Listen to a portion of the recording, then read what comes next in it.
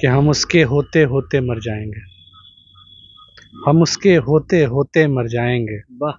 हम उसको खोते खोते मर जाएंगे। एक दिन वो मेरे गले लगेगी हंसते हंसते, एक दिन वो। एक दिन वो मेरे गले लगेगी हंसते हंसते, एक रोज हम रोते रोते मर जाएंगे। क्या बात है सर, क्या बात है, बहुत बढ़िया। अच्छा, जो शायर होते हैं उनका दिल वगैरह कहीं लगा रहता है या टूटा रहता है? आ, देखिए, ये क्वेश्चन ना बिल्कुल जायज है, जी। और इस क्वेश्चन का आंसर हर राइटर झूठ बोलता है। जी। अब इस चीज को सोचिए जरा आप ध्यान से। हर राइटर के पास लिखने की वजह होती है। जी। अगर कोई कह रहा है कि झूठ कि नहीं है, मतलब कि वो झूठ बोल रहा है। हर राइटर को पता होता है कि वो जो लिख रहा है ना, इसके पीछे लिखने की वजह है, लेकिन वो झूठ बोलता है। उसको पता होता है कि ये उसकी आखिरी मोहब्बत नहीं है, उसके हिस्से में अभी और बर्बाद होना लिखा है। और वो लिखते रहता है, लिखते रहता है, जब उसका आखिरी होता है कि इसके बाद और बर्बाद नहीं हो सकता इंसान, तब वो समझौता करता है। और दो हारे हुए लोग एक दूसरे से समझौता करते हैं, एक दूसरे को खुश रखने का, जिसको हम लोग शादी कहते हैं। तो हर राइटर के पीछे लिखने की एक वजह होती है। समझौता ही शादी है तो ना। एक शायरी देखिएगा जरा, ये जी। मेरे दिल के बड़े करीब है। स्वागत। कि रो रो कर हंसने का हुनर आता है, रो रो कर हंसने हंसने का का हुनर हुनर आता आता है। है, रो रो कर हंसने का हुनर आता है, कितना कुछ सहने के बाद ये सब्र आता है। कुछ इसलिए भी घर जाने का दिल नहीं होता, कुछ इसलिए भी घर जाने का दिल नहीं होता, रास्ते में उस लड़की का सहर आता है। वाह। वाह। कुछ इसलिए भी घर जाने का दिल नहीं होता, रास्ते में उस लड़की का सहर आता है। और जो वही सवाल है आपका कि लिखना कैसे शुरू किया, क्यों?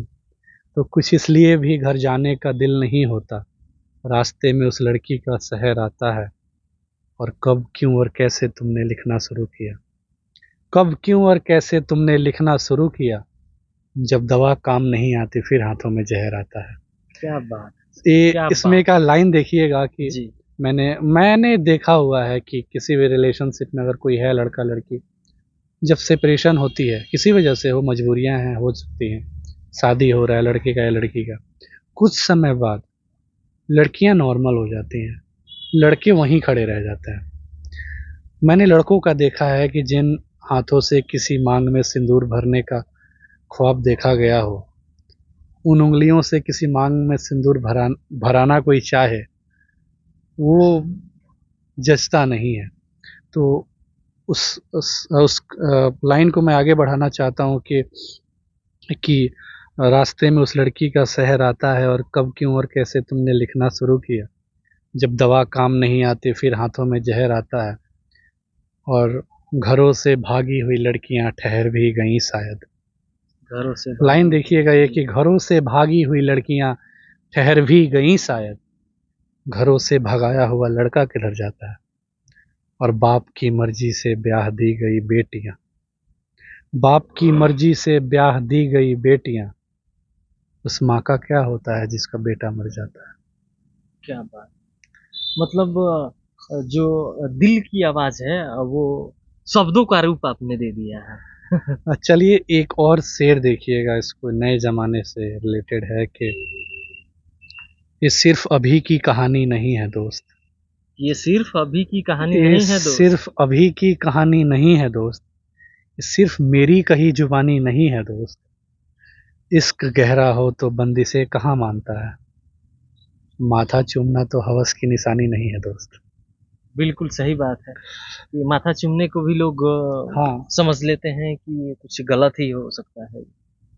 और आपने पूछा मुझसे कि कभी किसी शायरी के पीछे कोई कहानी थी, तो मीन्स ज़रूरी नहीं है कि किसी से बात करके आपको अगर अच्छा लगता है तो आप उसके ऊपर टोटली डिपेंडेंट हो जाए, बिल्कुल। कि अगर मुझे प्रॉब्लम है तो मुझे इसी से बात करना है, मुझे इससे बात करने के बाद जो सुकून मिलता है मुझे चाहिए ही चाहिए, डिपेंडेंट नहीं होना चाहिए। कुछ समय पहले की बात है, सबके लाइफ में होता है। जैसे आपको मुझसे बात करना अच्छा लगे, उनसे बात करना अच्छा, आई हैव सम पर्सन कि जिससे बात करना मुझे भी अच्छा लगता था, और मुझसे ये कहा गया था कि मुझे उदास लोग पसंद नहीं है। मुझे उदास लोग पसंद मुझे उदास लोग पसंद नहीं है, और मैंने ठेका नहीं ले रखा है तुम्हारी मेंटल पीस का। नहीं। तो मैं उस टाइप का पर्सन हूँ कि मुझे उदास रहना अच्छा लगता है। मुझे उदास रहना अच्छा लगता है। इस पे कल रात को ही एक लाइन लिखी थी मैंने कि हँसते हँसते मैं बिल्कुल चुपचाप हो जाता हूँ। हँसते हँसते मैं बिल्कुल हँसते हँसते मैं बिल्कुल चुपचाप हो जाता हूँ।